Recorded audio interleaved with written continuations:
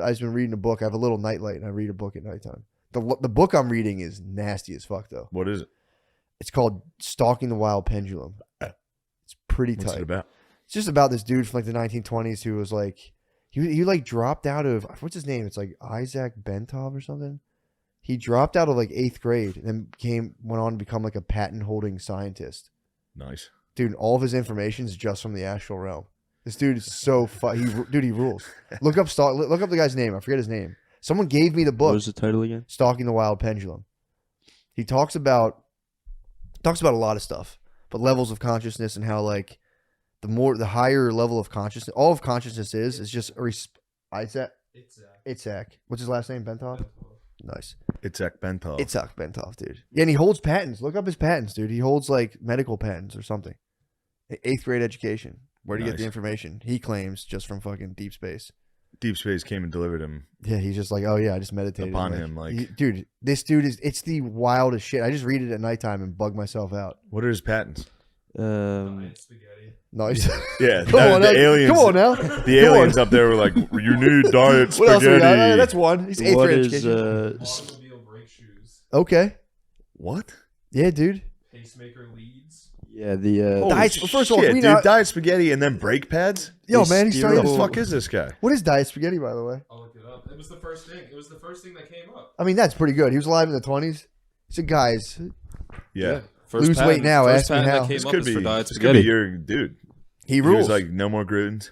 No more glutens at all. Astral realm. All right, check. Got the spaghetti done. Now it's time to focus on brake pads or whatever the fuck that is. I don't know what brake shoes are. There's no information on diet spaghetti. Yeah, of course not, dude. They took that underground. That's your boy. He just went gluten free. What the fuck is diet spaghetti? So the point of the book is just to let people know that like I'm not all the way done, but it's basically there's more than meets the eye to this thing. And he comes at it from like a scientific as scientific as he can get. Although he knows he has haters the whole time. He's like, you might be laughing at this, but this is just a deal. It's pretty funny.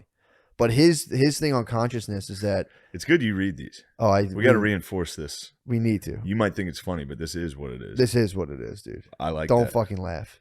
You guys think it's a fucking joke? They think it's all these material. These fucking material. I hate them. I might be a bit of materialist. You're no way. I'm growing.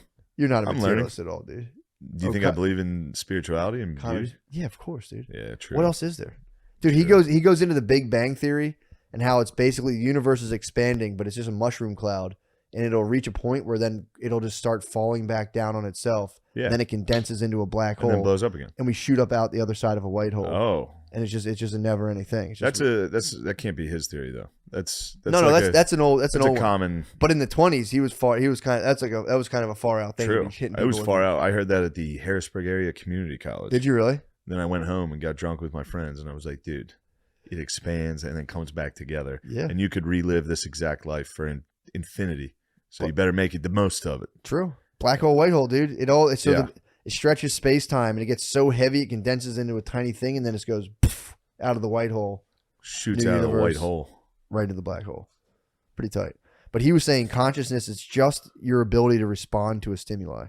So if you're like a fish and I tap the glass, it's a low level of consciousness. It just darts I agree around. with that entirely. So yeah, pretty basic. But he was saying your higher level of consciousness is more your drop down menu when a stimuli is presented to you. You have a larger menu of options to respond from. Then he starts talking about how then there's like non-material bodies and consciousness is kind of separate from the human body. It's just right up my alley, dude. A lot of consciousness talk, and it's tough for me to grasp. So it would be like when it comes to like, does a rock have consciousness? And no. Well, there's an energy exchange between rocks and plants. So it's not the human level. So it's basically they're exchanging like mycelium will tap into rocks and take like the minerals it needs. Yeah, but how does that have anything to do with the rock though? The rock's there, dude. It's low, very low level, dude. But how could it have any consciousness of that? I don't know. I don't know. I don't get the rock having consciousness type thing. It's minute, dude. It's very, very low levels. It's just like, I mean, a crystal is a self-organizing structure.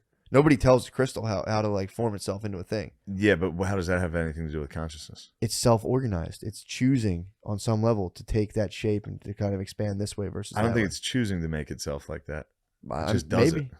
How though? What guides it? That's a big, but it's again, this is all. I don't know enough about crystals, but probably whatever minerals make up the particular crystal. A crystal is just the purest form of any mineral. Okay. So you have whatever a rock. whatever it's made out of, mm-hmm. it probably just naturally does. It's a mystery, though. We don't know exactly why they, as far as I know, I should say. Yeah. We don't know why they grow this way or that way. So you think they are deciding?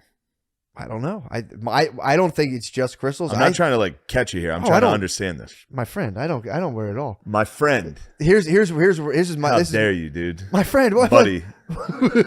Buddy.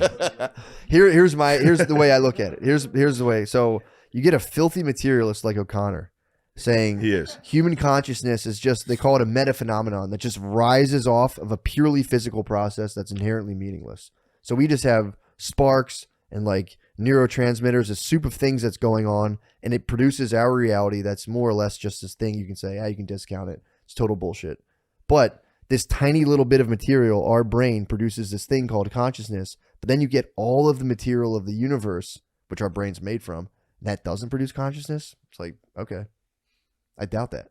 I highly doubt that's the case. Who's the black dork scientist? You ever see that tweet Norm hit him with? Does he go against... I'll tell you, you're going to like it. You know, if your little brain can produce your reality, you're telling me all the material of the universe doesn't produce a greater, larger consciousness that we can't comprehend? It's like, get the fuck out of here, Neil deGrasse. It's like the books about stuff like that. You're going to like this tweet. Did he really? So Neil deGrasse Tyson tweeted, "The universe is blind to our sorrows and indifferent to our pains. Have a nice day." Norm replied, "Neil, this is a scientific fact."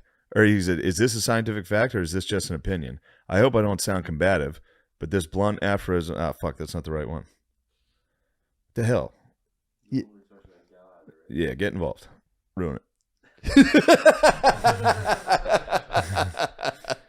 He goes, "Neil, there's a logic flaw in your little aphorism that seems to be quite telling. Since you and I are part of the universe, then we would also be indifferent and uncaring. Perhaps you forgot, Neil, that we are not superior to the universe, but merely a fraction of it. Nice day indeed." Oh, ooh. Damn. Norm just chilling at home, just hitting with it. What's this queer talking about? Yeah. Yeah, dude, that's, this is the books about stuff of that nature. Yeah. Pretty tight.